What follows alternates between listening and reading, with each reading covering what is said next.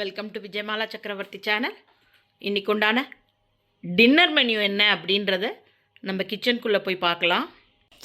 So Panda எக்ஸ்பிரஸோட eggplant tofu, சாதம், garlic sauce, அப்புறம் சர்விங் ட்ரேயில் எல்லாம் அழகாக சர்வ் பண்ணியாச்சு. இதை நான் எப்படி பண்ணியிருக்கேன்றதை வாங்க பார்க்கலாம். ஸோ நான் இன்றைக்கி பண்ண போகிற ஐட்டம் ஆல்ரெடி நான் தாய் எல்லோ கறி பண்ணி கொடுத்த அன்றைக்கே நான் சொன்னேன். பாண்டா எக்ஸ்பிரஸோட எக் பிளான்ட் டோஃபு என்னோடய மோஸ்ட் ஃபேவரட் ஐட்டம். ஸோ அதுக்கு தேவையான பொருள்லாம் என்னன்னு பார்த்துக்கலாம். இது இந்த பெரிய கத்திரிக்காய் இருக்கு இல்லையா, அந்த பெரிய கத்திரிக்காய் வேணும். அதுக்கப்புறமா கேப்சிகம், ஆனியன், அதுக்கப்புறமா ப்ராக்கலி, சாதம் பாஸ்மதி ரைஸ் குக் பண்ணிக்க போகிறேன். அப்புறம் டோஃபு எடுத்துட்டுருக்கேன். எல்லோ கறியில் நீங்கள் ஆல்டர்னேட்டிவாக பன்னீர் போட்டுக்கலான்னு சொன்னேன். பட் எக் பிளான்ட் டோஃபுவில் நீங்கள் tofu, especially firm tofu use பண்ணலனா தான் டேஸ்டியாக இருக்கும். இதுக்கு எப்படி பண்ணுறதுன்றதை நம்ம இப்போ பார்க்கலாம். Hi all. ஸோ பெங்களூரில் எக்கச்சக்கமாக குளிர் வந்துடுது. ஸோ அதனால் ஈவினிங் டைம்லலாம் கொஞ்சம் ஜாக்கெட் கொஞ்சம் குள்ளாக போட்டுட்டு இருந்தா பெட்டராக இருக்குது. எனக்கெல்லாம் சைனஸ் ப்ராப்ளம், ரொம்ப அக்யூட் சைனசைட்டிஸ் ப்ராப்ளம் இருக்குது. இங்கெல்லாம் பெயின் வந்துடும். கொஞ்சம் வார்மாக தலை வச்சுட்டாக்கா அந்த 2 மணி நேரம் 3 மணி நேரம் தூங்குற தூக்கமே பீஸ்ஃபுல்லாக இருக்கும் நமக்கு. இல்லைன்னா ப்ரீத் பண்ணுறதுக்கு ரொம்ப கஷ்டமாக இருக்கும். ஸோ அதனால் இந்த டிசம்பர் மாதம்லாம் முழுக்க குள்ளால தான் நான் எப்பயுமே இருப்பேன். ஸோ இன்னைக்கு நான் ஆல்ரெடி தாய் எல்லோ கறி பண்ணும்போது நிறையா பேர்கிட்டேருந்து நல்ல ரெஸ்பான்ஸ் இருந்தது. அதே போல் நிறைய பேர் கேட்டிருந்தா ப்ளீஸ் நீங்கள் கொஞ்சம் variety of international vegetarian food upload பண்ணுங்க அப்படின்னு சொல்லிட்டு நான் இன்னைக்கு லாஸ்ட் டைம் சொன்ன மாதிரி பாண்டா எக்ஸ்பிரஸோட எக் பிளான்ட் டோஃபு பண்ணலான்னு. பாண்டா எக்ஸ்பிரஸ்ன்றது யூஎஸ்ல ஒரு செயின் ஆஃப் ரெஸ்டாரண்ட் இருக்கிற ஒரு இது. அங்க as a vegetarian limited choice தான். அங்க நாங்க ரெகுலரா சாப்பிட்றதுன்னு பார்த்தாக்கா எக் பிளான்ட் டோஃபு தான் சாப்பிடுவோம்.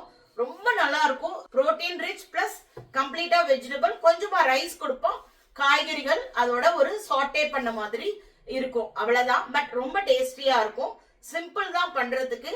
குழந்தைகளுக்குலாம் பண்ணி கொடுக்கலாம். புரோட்டீன் ரிச்ன்றதுனால வளர்ற குழந்தைகளுக்கு ரொம்ப பிடிக்கும். நைட்டு டின்னருக்கோ இல்லைன்னா ஈவன் கொஞ்சமா லஞ்ச் பாக்ஸ் கூட பண்ணி கொடுக்கலாம்.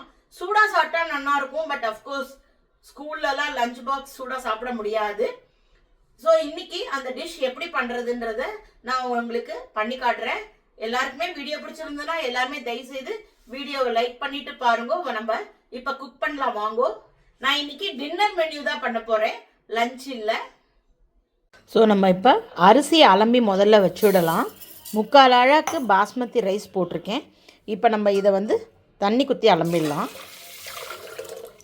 அலம்பிட்டு இதாலேயே 1 கப்பு ஜலம் குத்தி 2 விசில் விட்டு எடுத்துக்கலாம். ஸோ நம்ம இப்போ சாதத்தை வச்சு விடலாம். இந்த பாண்டா எக்ஸ்பிரஸ்ன்றது என்னடா நிறைய பேருக்கு புதுசாக இருக்குதுன்னு யோசிக்கிறேன்.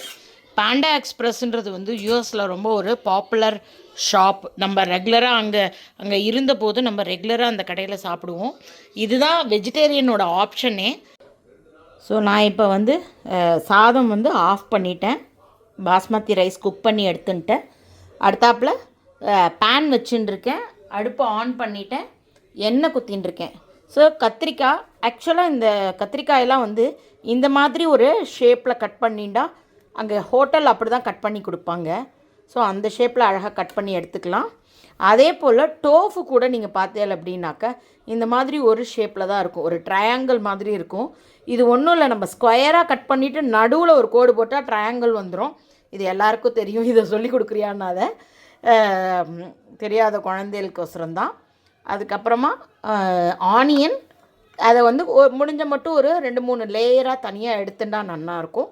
ஒரே ஒரு கேப்சிகம், ப்ராக்கலியை கட் பண்ணி வெந்நீரில் போட்டு எடுத்துட்டேன். ஸோ காய்கறிகள் இவ்வளோ தான். அதுக்கப்புறமா எண்ணெய் வச்சுருக்கேன்.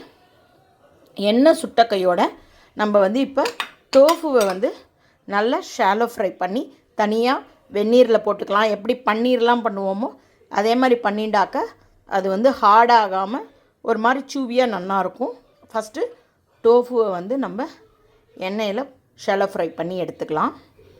ஸோ எண்ணெய் கொஞ்சம் சுட ஆரம்பிச்சுடுத்து நம்ம இப்போ டோஃபு போட்டுக்கலாம். அதில் ஃபோம் டோஃபுவாக இருந்தால் நல்லது. ஜென்ரலாக ஃபோம் டோஃபு உடம்புக்கு ரொம்ப நல்லது.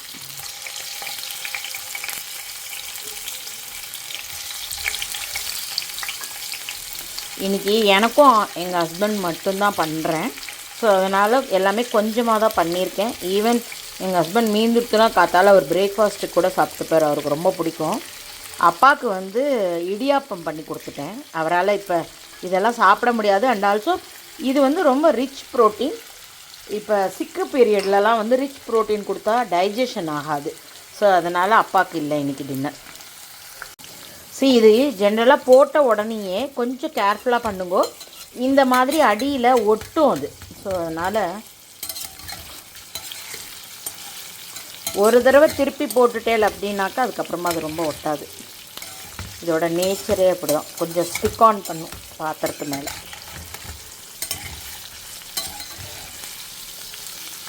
இது நல்லா ஒரு பக்கமாக இந்த மாதிரி செவந்து வரணும். செவந்து வந்த கையோடு நம்ம அதை எடுத்து ஜலத்தில், அதாவது வார்ம் வாட்டராக இருந்தாக்கா நல்லாயிருக்கும். ஸோ தட் இது வந்து நமக்கு இப்போ நான் இதில் வார்ம் வாட்டர் எடுத்துட்டுருக்கேன். இதில் நான் பொரிச்சிட்டு அதில் போட்டுருவேன். ஸோ இப்போ நான் அந்த டோஃபு வந்து ஃப்ரை பண்ணிவிட்டு இந்த மாதிரி கலர் வந்தால் போதும், ரொம்ப வேண்டாம். இது மாதிரி வந்ததை நான் வந்து வார்ம் வாட்டரில் போட்டு வச்சுட்டேன். இப்போ நம்ம ஃபஸ்ட்டு அந்த கிரேவி ரெடி பண்ணிவிட்டு கடைசியாக அந்த டோஃபு அதோடு ஆட் பண்ணலாம். ஸோ நான் இப்போ இந்த டோஃபுவை பொரித்த அதே எண்ணெயே எடுத்துட்டுருக்கேன். காரணம் என்னென்னா அது வேஸ்ட் பண்ண வேண்டாம். அதில் கொஞ்சம் இஞ்சி பூண்டு விழுது, நல்லா 1 டேபிள் ஸ்பூன் இஞ்சி பூண்டு விழுதை போட்டுட்டு போட்ட கையோடையே மேலேயே வெங்காயத்தை போட்டுவிடுங்க, இல்லைன்னா தெறிக்கும். கொஞ்ச நேரம் அது அப்படியே இருக்கட்டும். ஸோ தட் அந்த அதில் உள்ள ஈரம் எண்ணெயில் அட்ஜஸ்ட் ஆனதுக்கப்புறமா அதை வதக்கிக்கலாம்.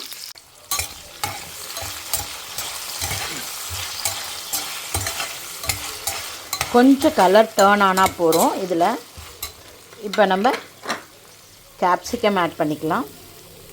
இதெல்லாம் இப்போ குக் ஆகணும். கத்திரிக்காய் நமக்கு வந்து ஃபாஸ்ட்டாக குக் ஆகிடும். பெரிய கத்திரிக்காயே ஜென்ரலாக ஒரு மாதிரி டெண்டராக தான் இருக்கும், அதனால் அது சீக்கிரமாக குக் ஆகிடும். எனிவே ப்ராக்கலி வந்து நம்ம ஹாட் வாட்டரில் போட்டு வச்சுருக்கோம், அதுவும் கொஞ்சம் குக் ஆகிருக்கும். அடுப்பை பெருசாக வச்சுக்கலாம்.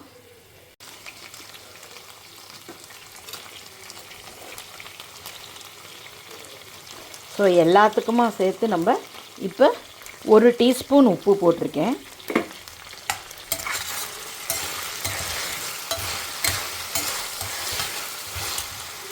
இப்போ நம்ம ப்ராக்கலி ஆட் பண்ணிக்கலாம். கொஞ்சம் அளவு கம்மியாகட்டும், கத்திரிக்காயை பின்னாடி ஆட் பண்ணிக்கலாம்.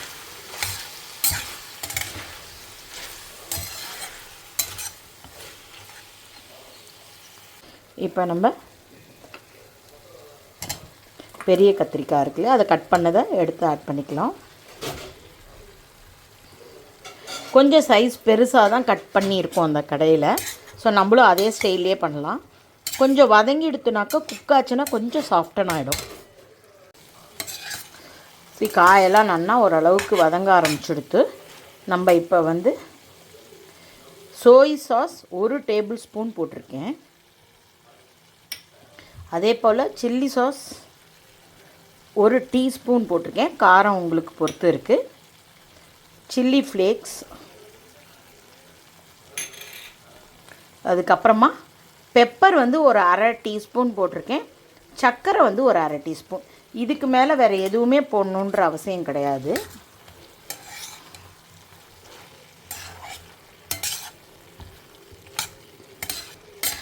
நீங்கள் கத்திரிக்காயை கூட ஷாலோ ஃப்ரை பண்ணி தனியாக எடுத்து வச்சுட்டு இதோடையும் ஆட் பண்ணலாம், இப்படியும் வதக்கலாம். உங்களுக்கு எப்படியான அந்த கன்சிஸ்டன்சி வேணுமோ நீங்கள் அதுக்கு தகுந்தாப்பில் பண்ணிக்கலாம். நான் 2 மெத்தடுமே பண்ணுவேன். இப்போ இது ஒரு 2 மினிட்ஸ் ஆகட்டும். நான் இப்போ டோஃபுவை ஜலத்தை வடித்து எடுத்துன்னு வரேன். டோஃபுவை ஆட் பண்ணிக்கலாம்.